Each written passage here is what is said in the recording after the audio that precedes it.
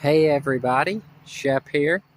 Today is October 14th, and as you can see by the colors on the leaves, we're in the full swing of fall.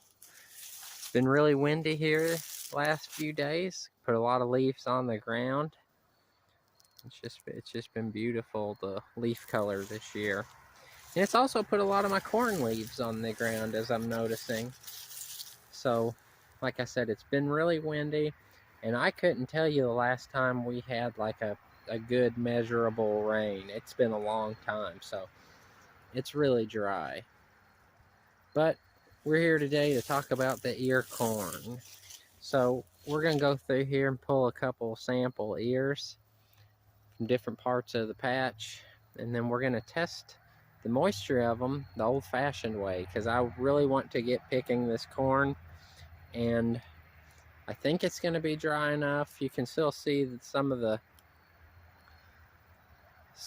green on some of the stalks, but at this point of the year, it ain't really going to dry down a whole lot more. So we're going to go out here and we're going to test this, or we're going to get some samples. Then we're going to test it and see if we're good to go as far as picking goes. So we're going to pick several different ones. We'll go ahead and pick this one since the stalk on this one's pretty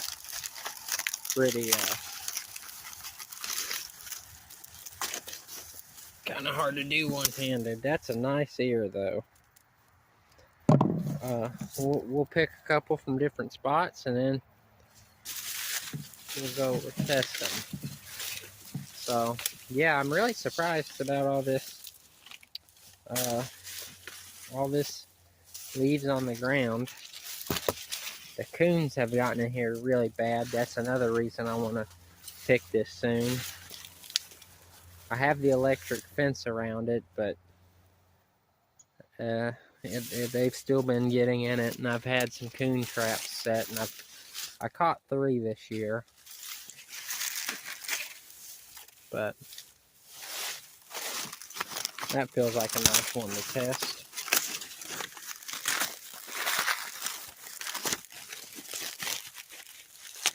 I mean, this is dry. Sorry for the shaky camera work, but I'll go through here and I'll pick several more ears from some random spots, and then we'll go test this here in a sec. So we'll see you in a minute. Okay, so this is how we're going to test the ear corn moisture. So we got some ears here, which these are pretty nice ears. I wish I could say that all the ears out there look like this, but they don't. So we'll see a better example once I start picking them. But so I got 7 ears here, and this is how the old timers did it. So we got a thing of water. This is just what I'm using, and when we put the ear of corn in the water, if it floats, that means it's dry enough to pick. If it sinks, that means there's still quite a bit of moisture in it. So a lot of farmers, had their own way of doing this, whether they put in, 5 ears or 10 ears testing them. The way I was reading, a lot of them did, they put 5 ears in here and then 3 of them float, then it's might as well go ahead and pick it. So I've never done this before, so we're going to try it. We got a floater. Another floater. Off to a good start. Another floater. So far we're 3 for 3. That one's not floating as good, but it is floating.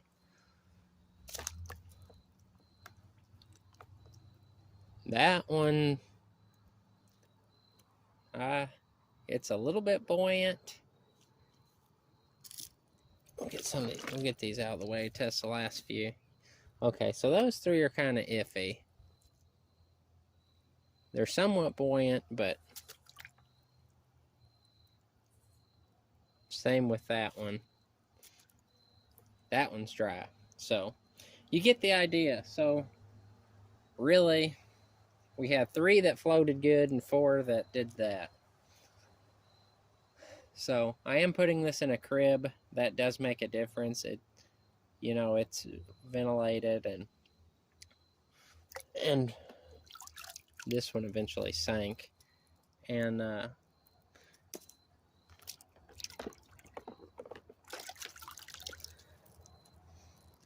so I think, especially what I saw walking out there looking at the raccoon damage, I think I'm going to go ahead and pick it. So today is Friday. I am either going to start picking it on Sunday or Monday. Sunday afternoon or Monday afternoon. So probably sooner rather than later, because it's very, like I said, it's been very dry. It's not, hot anymore, so I don't think it's going to dry down super good. I don't want the raccoons to completely pick through it and get all of it, so I think I'll probably go ahead and pick it, and I might just plan on doing it Sunday. I have more time to do it, and I might be able to get the whole thing picked.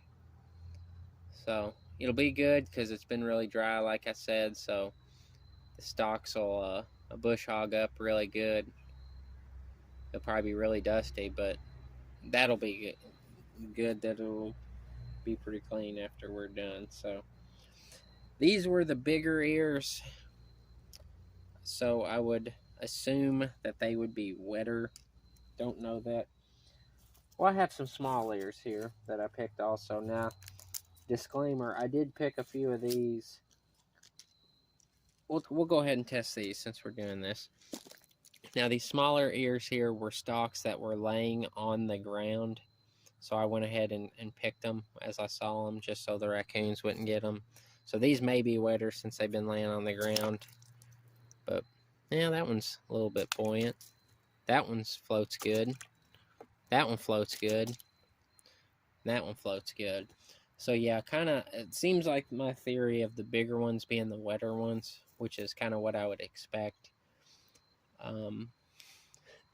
Realistically, that's probably a lot better of a sample to pull than these others, because I don't think there's that much of these big ones out there. So that's probably a lot more realistic. But yeah, I think we're gonna plan on rocking and rolling with the corn picking here soon. So my last video I cleaned out the corn crib, and this video, I'm testing this moisture, and then probably the next video we'll be picking some corn. So if you guys are interested in that, look forward to that video sometime, probably middle of next week. And hope you guys learned something and liked the video. Thanks for watching, and I'll talk to you guys later.